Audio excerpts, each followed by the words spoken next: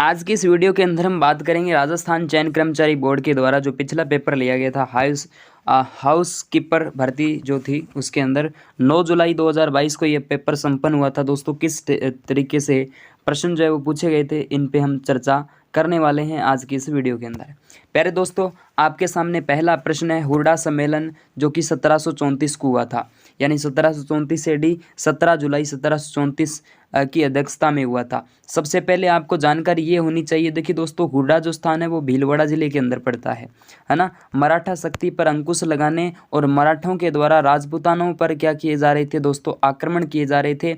इस बीच यहाँ पर क्या किया गया था, हुरडा सम्मेलन किया गया था दोस्तों। लेकिन इसकी अध्यक्षता जो की गई थी वो की गई थी जयपुर के सवाई जय सिंह के द्वारा। ओके, चलिए पहला प्रश्न आपके अच्छे से समझ में आ चुका है। दूसरा प्रश्न दोस्तों आ जाता है, निम्न में से कौन सा किला यूनेस्को की विश्व धरोहर सूची की स्थल सूची में शामिल नहीं, पूछा है दोस्तों। क्या पूछा है? नहीं। चिक्कू गाजराम बहुत ही पॉपुलर ट्रिक के साथ आपको बता दूं, ची से चित्तौड़गढ़, कू से कुंभलगढ़ रहेगा, और उसके बाद में गा से देखो गांगरोन रहेगा, जय से आपको जैसलमेर, रै से रणथंभौर जो कि सवाई माधोपुर के अंतर्गत है, और इसके बाद में आ से आमेर रहेगा, और यहाँ से अचलगढ़ जो है वो आपका करेक्ट आंसर नहीं हो सकता। लेकिन इस प्रश्न का आंसर तो करेक्ट हो जाता है क्योंकि इसमें आपसे नहीं पूछा है।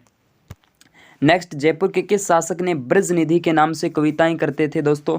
वही है जिनका नाम क्या है, सवाई प्रताप सिंह, जिन्होंने 1799 के अंदर हवा महल का निर्माण करवाया था, 5 मंजिला हवा महल जो है ना जयपुर के अंदर। ओके, इसके बाद में निम्न में से प्रख्यात चरी नृत्यांगना जो कि फल्गुबाई का संबंध रहता है ना, चौथे का नंबर बी राइट हो जाता है बिल्कुल। यहाँ से चरी नृत्य जो है फल्गुबाई का संबंध रहता है। राजस्थान में स्त्री प्रधान पोमचा किसे कहा जाता है? पोमचा दोस्तों, पोमचा भी कई प्रकार के होते हैं, वैसे मेनली पोमचा 3 तरीके को से होता है। महिलाओं की ओढ़नी विशेष को हम पोमचा कहते हैं, पीला पोमचा जो कि पुत्र जन्म पर, गुलाबी पोमचा जो कि पुत्री के जन्म पर, और इसके साथ ही हाड़ौती जिसे चीड़ का पोमचा भी कहते हैं, हाड़ौती क्षेत्र में कोटा बूंदी के अंतर्गत जो चलता है, जो कि राजस्थान के अंदर विधवाएं महिलाएं उड़ती है। उसके बाद में राजस्थान केसरी जो कि एक न्यूज़पेपर है, समाचार पत्र जो है, इसका प्रकाशन विजय सिंह पथिक के द्वारा किया जाता है। ओके, रिपोर्ट है यहाँ तक। अगला प्रश्न देखिएगा दोस्तों, अगला प्रश्न आपके बीच में, हल्दी घाटी के युद्ध के बाद महाराणा प्रताप ने अपनी राजधानी, दोस्तों आपको बता दूं, हल्दी घाटी युद्ध के बाद महाराणा प्रताप ने दोस्तों चावंड जो है यहाँ से करेक्ट आंसर रहेगा, चावंड को यहाँ बनाया था आपातकालीन राजधानी, है ना। वैसे चावंड महाराणा प्रताप की राजधानी 12 वर्षों तक रही थी। ये प्रश्न हाल ही के अंदर वन रक्षक वाले पेपर में पूछा था सीधा सीधा। लेकिन दोस्तों आपको बता दूं, महाराणा प्रताप की राजधानी जो है वो 12 वर्षों तक रही थी। लेकिन आपको ये ध्यान होना चाहिए कि चावंड राजधानी कितने वर्षों तक रही थी, तो 28 वर्षों तक रही थी। ये ध्यान आपको रखना है। हल्दी घाटी का शेर जिन्हें कहा जाता है महाराणा प्रताप, और यहीं पर इनकी मृत्यु भी हुई थी चावंड के अंदर। और उसके बाद में केजड़ बांध पर इनकी समाधि बांडोली उदयपुर के अंदर स्थापित की गई थी। उसके बाद दोस्तों गांगरोनी गणगौर किस महीने में आती है? वेरी वेरी इजी क्वेश्चन है दोस्तों। यहाँ से जो है वो आती है, गणगौर जो है चैत्र के महीने में आती है। यहाँ से अगला प्रश्न आपके बीच में, सेंधव सभ्यता के स्थल से जुते हुए खेत के, बिल्कुल दोस्तों कालीबंगा का नाम लिया जाएगा, कालीबंगा सभ्यता जो कि आ जाती है हनुमानगढ़ डिस्ट्रिक्ट में। उसके बाद में ऊषा मस्जिद कहाँ पर है? ऊषा मस्जिद की हम दोस्तों बात करें तो ये आ जाती है बयाना, और बयाना आपके भरतपुर में ऊषा मस्जिद। ये प्रश्न भी इम्पोर्टेंट की श्रेणी में आ जाता है। 1857 की विद्रोह की शुरुआत के समय उदयपुर में ब्रिटिश रेजिडेंट यानी पॉलिटिकल एजेंट जो माने जाते हैं वो कौन थे? तो बर्टन तो दोस्तों कोटा के आ जाते हैं। इसके अलावा ईडन जो है वो आपके आमेर से रहते हैं, और कैप्टन सावर्स का नाम लिया जाता है मेवाड़ रियासत से, और स्वरूप सिंह यहाँ के शासक रहे थे। तो दोस्तों इस तरीके से कुछ इंपॉर्टेंट क्वेश्चन और भी हैं।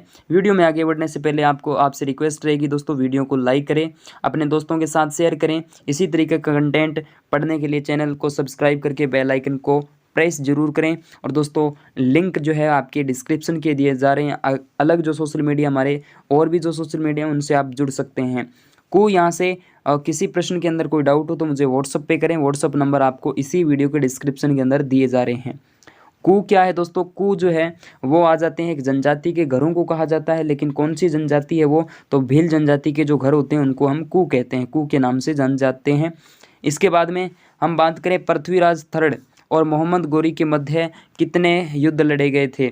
दोस्तों युद्धों की बात करें, एक तो पृथ्वीराज चौहान तृतीय है और मोहम्मद गोरी के मध्य है। एक तो पानीपत का युद्ध लड़ा जाता है ना, पानीपत का फर्स्ट युद्ध और पानीपत का सेकंड युद्ध, दो ही तो युद्ध हुए थे 1191 1192 के अंदर, ठीक है, जिसमें से पृथ्वीराज की विजय होती है प्रथम और दूसरे में हार जाते हैं, मोहम्मद गोरी की विजय होती है। तो यहाँ से आपका करेक्ट आंसर दो युद्ध माने जाएंगे। इसके बाद अगला प्रश्न आपके स्क्रीन पे एक बार पुनः आ चुका है। यहाँ से देखिएगा अगला प्रश्न ये लीजिएगा, निम्नलिखित में से कौन सा पुरातात्विक स्थल उत्खनन करता सुमेलित नहीं है? करेक्ट आंसर देखिए आहड़ एचडी सांकलिया, बिल्कुल ठीक बात है। बैराट डीआर साहनी, ठीक बात है। बैराट आपके जयपुर के अंदर, विराटनगर, आहड़ उदयपुर के अंदर। इसके बाद में आरसी रतनचंद्र अग्रवाल के द्वारा, है ना, ओजियाना बरोड़ सभ्यता मिस्र। तो यहाँ से ओजियाना जो है वो करेक्ट आंसर रहेगा, इसकी खोज नहीं की है, ये आपका करेक्ट आंसर। लोक देवता गोगा जी के शासक जो समकालीन है महमूद गजनवी के साथ युद्ध किया था ना, बिल्कुल, और अपने भतीजों सहित शहीद हो गए थे, अपने पुत्रों सहित होती, यहाँ से महमूद गजनवी करेक्ट आंसर। राजस्थान में सीताबाड़ी का मेला जो है वो राजस्थान के कौन से ज़िले में? 12 डिस्ट्रिक्ट में, और 12 डिस्ट्रिक्ट को लाए तो बाड़मेर तिलवाड़ा, बाड़मेर, नोखा, बीकानेर, केलवाड़ा, 12 करेक्ट आंसर को लाए तो बीकानेर, केलवाड़ा तहसील के अंदर भरता है, ठीक है, सीताबाड़ी का मेला। अधोलिखित में से वाद्य यंत्र का प्रकार असंगत युग्म, तद वाद्य यंत्र यानी तार वाले वाद्य यंत्रों की बात करें दोस्तों तो एक तारा, है ना। क्या पूछा है आपसे? युग्म असंगत युग्म पूछा, घन वाद्य यंत्र खड़ताल। इसके बाद में हम बात करें यहाँ से सुशीर वाद्य यंत्र अलगोजा, करेक्ट आंसर आपका ये वाला हो जाता है, अवनद जो है जंतर की श्रेणी में नहीं है। इसके बाद में नेजा, नेजा दोस्तों रामदेव जी महाराज की पंचरंगी ध्वजा को कहा जाता है। जामा, जामा रामदेव जी महाराज के रात्रि जो जागरण होता है उसको कहा जाता है। रिखिया जो होते हैं वो मेघवाल जाति के पुजारी को कहा जाता है रिखिया। तो रामदेव जी महाराज से संबंधित रहेंगे, करेक्ट आंसर ए हो जाता है। इसके बाद में अधोलिखित में से कौन सा एक राजस्थान का मंदिर सुमेलित नहीं है? अच्छा प्रश्न है दोस्तों, सुमेलित नहीं है। 12 देवरा मंदिर ये आपके भीलवाड़ा के अंदर, ठीक बात है। इसके बाद में सूर्य मंदिर झालरापाटन, ठीक बात है। इसके बाद में कोंकण का सूर्य मंदिर है ना, वो उसकी श्रेणी तो अजमेर से है वैसे, लेकिन करणी माता का मंदिर दोस्तों देशनोक बीकानेर, जगत शिरोमणि मंदिर ये आपके जयपुर के अंदर है, लेकिन उदयपुर के अंदर नहीं रहेगा, है ना। जगत अंबिका माता मंदिर जिसे मेवाड़ का खजुराहो कहा जाता है वो उदयपुर में है, तो 19वें नंबर का यहाँ से। इसके बाद नथमल और सालिम सिंह की हवेलियाँ, राजस्थान के सबसे बड़े डिस्ट्रिक्ट जैसलमेर जिले में स्थित है सालिम सिंह नथमल की हवेलियाँ। इसके बाद में निम्न में से किस जिले में अंतर्राष्ट्रीय और अंतर्राज्य दोनों सीमा बनाते हैं? हनुमानगढ़ की बात करें तो अंतर्राष्ट्रीय नहीं बनाता है। बाड़मेर अंतर्राष्ट्रीय और गुजरात, बिल्कुल अंतर्राष्ट्रीय पाकिस्तान और गुजरात के साथ बनाता है, लेकिन जालोर का नहीं है। बीकानेर अंतर्राष्ट्रीय जरूर बनाता है लेकिन राज्य के साथ किसी के साथ नहीं बनाता, बाड़मेर करेक्ट आंसर रहेगा।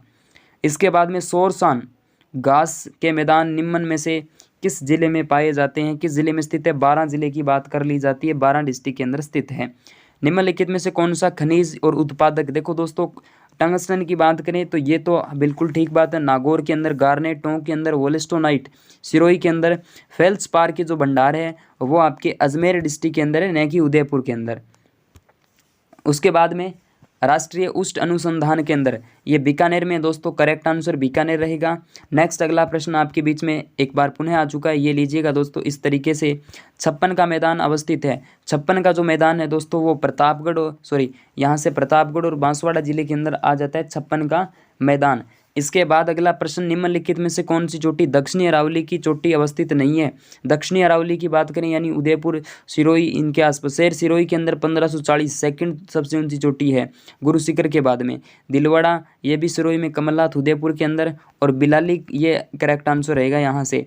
इसके बाद अगला प्रश्न, निम्नलिखित में से कौन सा सुमेलित स्थान नदी सही नहीं है?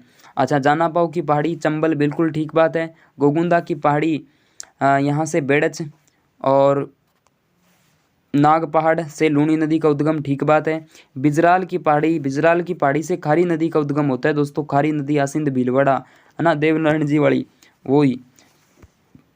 और इसमें आपको बनास दे रखा है, बनास नदी का जो उद्गम है वो खमनौर की पहाड़ियों से होता है ना, खमनौर की पहाड़ी राजसमंद से।